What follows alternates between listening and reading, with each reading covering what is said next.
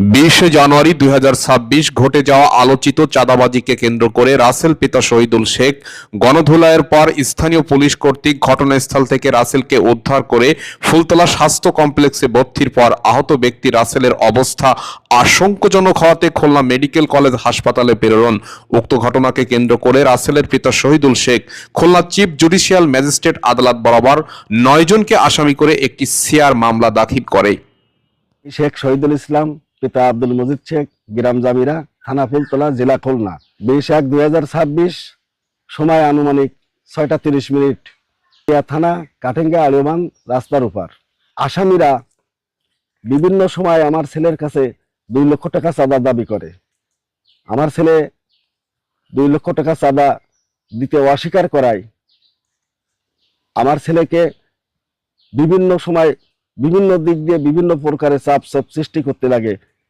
তা আমার ছেলে কখনো চাঁদা দিতে চায় না চাওয়ার কারণে আমার জামিরা বাজারের বড় ব্যবসায়ী ছিলাম, আমি 2টো ফিট কোম্পানি ডিলার ছিলাম, নিজস্ব দোকানপাট ছিল।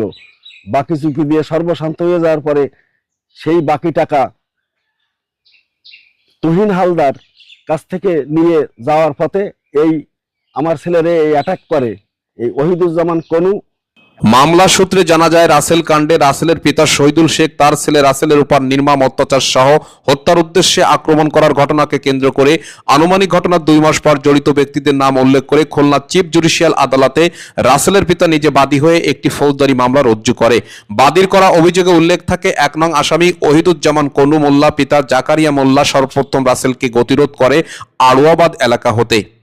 আজমির হোসেন রাসেল পিতা শহীদুল ইসলাম, গ্রাম জামিরা, থানা ফুলতলা, জেলা খুলনা। তুহিন হালদার ওর নাম। ওর কাছে 1,25,000 টাকা পেতাম। তো 1 লক্ষ টাকা নিয়ে আমি আড়োভান রোড, আড়োভান কাঠেঙ্গা গ্রামের আড়োভান রোড, ওই রোডে এখানে আসলে আমার গাড়ির গতিরোধ করে ওহিদুজ্জামান কনু। গতিরোধ করে আমাকে দাঁড়াতে বলে এই দাঁড়া। আমি তখন দাঁড়ায় যাই। দাঁড়ায় যাওয়ার পরে সাথে সাথে 8-9 জন লোক এখানে উপস্থিত হয়। তাদের দেখে আমি চিনতে পারছি। এর পরপরই ওহিদুজ্জামান কনু মোল্লার সাথে থাকা আরো 8 জন একে একে একত্রিত হয়ে রাসেলের উপর আক্রমণ করতে থাকে, যাদের মধ্যে হাফিজুর রহমান পিতা আব্দুল হাই, রমজান হালদার পিতা সাজ্জাদ হালদার, সুলাইমান মোড়ল, হাফিজুর মোড়ল, আবু সাইদ মোড়ল, সর্বপিতা ফজলুল মোড়ল, মুরাদ মোল্লা পিতা এহসাক মোল্লা, ইমদাদুল মোল্লা পিতা এহসাক মোল্লা, জিয়ার জোয়াদ্দার পিতা ফক্কর জোয়াদ্দার সর্বসং কাটিঙ্গা রাসেলের উপর আক্রমণ করে দেশীয় অস্ত্র দিয়ে। এই ওরে রমজান ওরে বাঁশের লাঠিতে বাড়ি মার। তো রমজান আমারে মেরে ফেলে দেওয়ার উদ্দেশ্যে আমার মাথায় বাড়ি মারে বাঁশের লাঠি দিয়ে। আমার হাতে লাগে, আমার এই হাত ভেঙে যায়। দেখেন, সাথে সাথে আমি হাত নাড়াতে পারি না। তারপরে আবার ওই বলে আবার অর্ডার দেয়, যেমন কোনো আবার অর্ডার দেয়, এই ওর রোডে বাড়ি মার।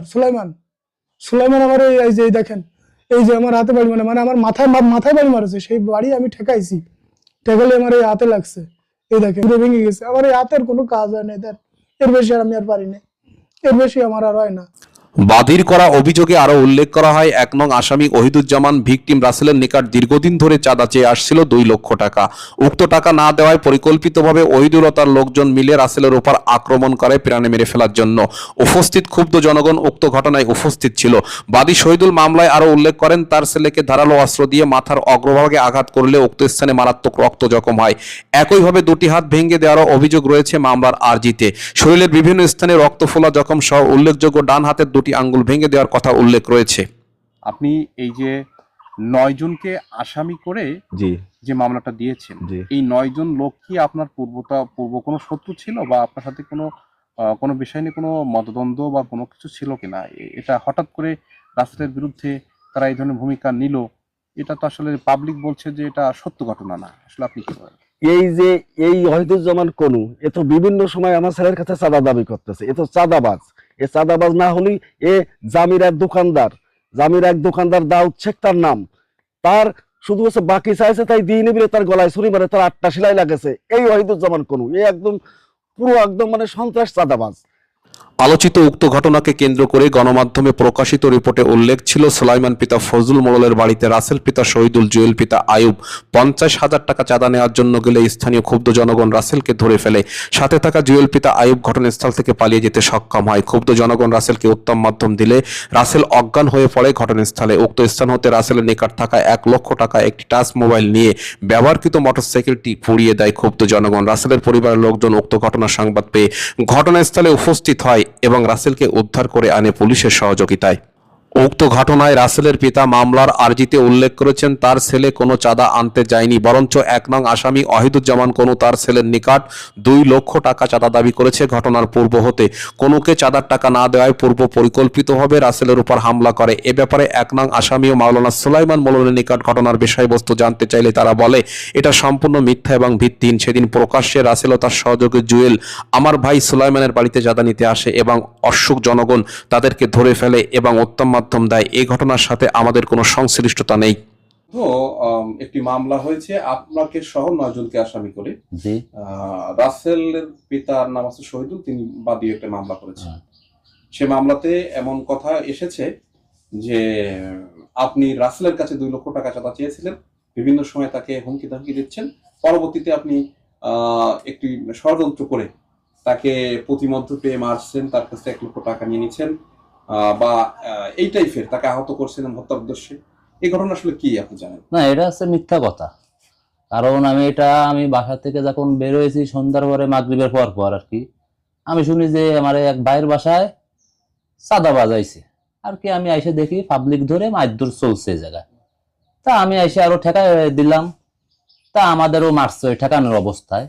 এবং তারপর পুলিশকে ফোন দিলে পুলিশ আইছিল, আসার পরে এবং তাদের রাতে হস্তক্ষেপ করে দিছি তাকে। আর এই যে মামলা, এটা আমার কাছে হয়রানি করার জন্য করা হয়। রাসেল কাণ্ডে রাসেলের পিতা শহীদুল শেখ কোর্ট বরাবর যে শেয়ার মামলাটি করেছে, উক্ত মামলার সাক্ষীদের সাথে কথা বললে তারা বলে রাসেলকে নির্মমভাবে হত্যার উদ্দেশ্যে আহত করে ফেলে রাখে। ঘটনা সংবাদ পেয়ে আমরা রাসেলের নিকটতম হওয়াতে সেখানে যাই এবং রাসেলকে উদ্ধার করি, যেখানে রাসেলকে অজ্ঞান অবস্থায় পাওয়া যায়। অবস্থায় পাইছিলেন? আমরা তো মানে মারা গেছে সেইভাবে পুলিশি সেইভাবে দিয়ে দিছিলাম আগে, পুলিশে আমায় দিয়ে দিছিল, বললো নিয়ে যাও। তারা রাসেল শেখকে মেরে ফেলার জন্য নির্মমভাবে মারছিল, এর সুষ্ঠু বিচার আমরা চাই। আপনার নাম কি? আমার নাম লাভলি। আচ্ছা, রাসেলকে যখন মারছিল কাটিং কাটে আমরা জানতে পেরেছি, তখন আপনারা ওখানে গেছিলেন? হয়, আমরা খবর দিল, একদিন খবর পেয়ে ওই জায়গায় গেছিলাম। তারপরে যাই দেখি ওই জায়গায় মৃত্যুভাবে ফেলাইনি রয়েছে। রাসেল হয়, তারপরে যে সারে গিয়ে হাত পায়ে ধরলি, তাই ইজি বাইকের মধ্যে কয়জনের লোকে উঠে দিলি, আমরা নতুন হাসপাতাল আনলি। সেই জায়গাতে বললে অল্প কিছু ট্রিটমেন্ট করে আমরা পারবো না, তোমরা 250 রুটি নিয়ে যাও। উক্ত শেয়ার মামলাটি খুলনা ম্যাজিস্ট্রেট আদালত ডুমুরিয়া থানাতে তদন্তপূর্বক প্রকৃত ঘটনাকে উদ্ঘাটনের জন্য চেচুড়ি ফাঁড়ির সাব ইন্সপেক্টর বরাবর ডুমুরিয়া থানা হতে প্রেরণ করা হয়েছে। মামলার তদন্ত চলমান। তার পিতা পরবর্তীতে এসে একটি মামলা করেছে, যে মামলায় উল্লেখ করেছে যে নামে এক ব্যক্তি তার ছেলের কাছে 2 লক্ষ টাকা চেয়েছে এবং তার কোন নেতৃত্বে তার লোকজন এই আক্রমণটি করেছে এবং তাকে এইভাবে মারপিট করেছে, তার কাছে নগদ টাকা নিয়েছে। তারপরে তার একটি ব্যবহৃত বাইক ছিল, সেটা জ্বালিয়ে দিয়েছে। এই বিষয়টা আসলে আপনার কাছে জানতে চাচ্ছি যে আসলে ঘটনা কি ছিল। অভিযোগের এই বিষয়টা ভিত্তিহীন, মিথ্যা, বানোয়াটি। যেহেতু রাসেল নামের যে ছেলেটা, এই ছেলেটা 20 জানুয়ারি আমার কাছে আসে এবং তার আগের দিনও আমার কাছে আসে, চাঁদা দাবি করে। ওই দিন সে 2 বার আসে, একবার সন্ধ্যার পর আগে আর সন্ধ্যার পরে আর একবার এসে বলে আগামীকালকের ভিতর যদি আপনি টাকা না দেন তাহলে খবর আছে।